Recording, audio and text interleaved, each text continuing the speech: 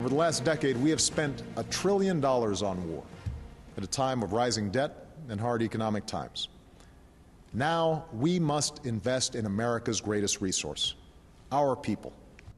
That investment begins with the removal of 30,000 U.S. troops from Afghanistan by September of 2012.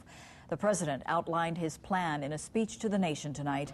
The drawdown will mean that almost 70,000 American service members will remain in Afghanistan. The U.S. combat mission is not expected to end until December of 2014.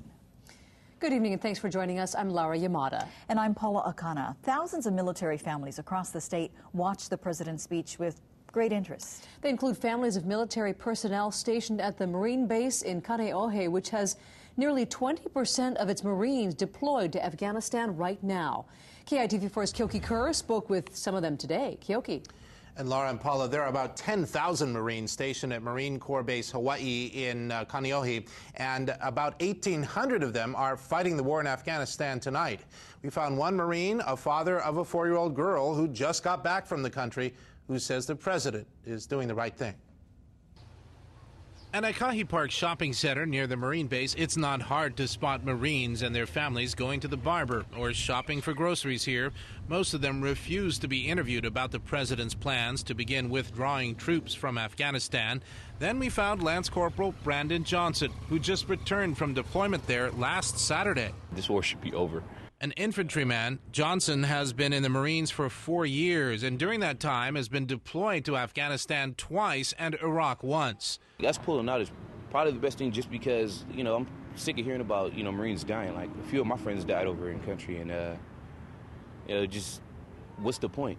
He says with businesses stateside hurting from a recession, the United States can't afford to keep fighting the war in Afghanistan, where military progress has been hard to measure. The country's in debt right now, and we keep dropping money into Afghanistan, and all it's doing is pushing us further over into debt. And then at the same time, it's like we make our strides, but who really appreciates it? Like, the Afghani people still hate us.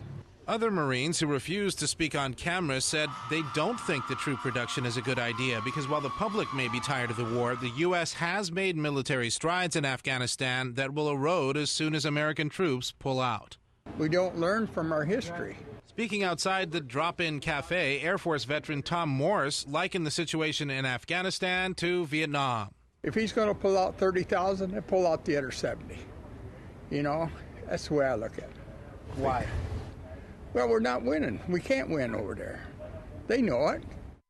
Now, those units from Kaneohe that are in Afghanistan right now include about 1,000 Marines from 1st Battalion, 3rd Marine Regiment, another 500 or so from 4 military artillery batteries, and roughly 300 personnel from a Marine helicopter squadron there. Back to you, Paul.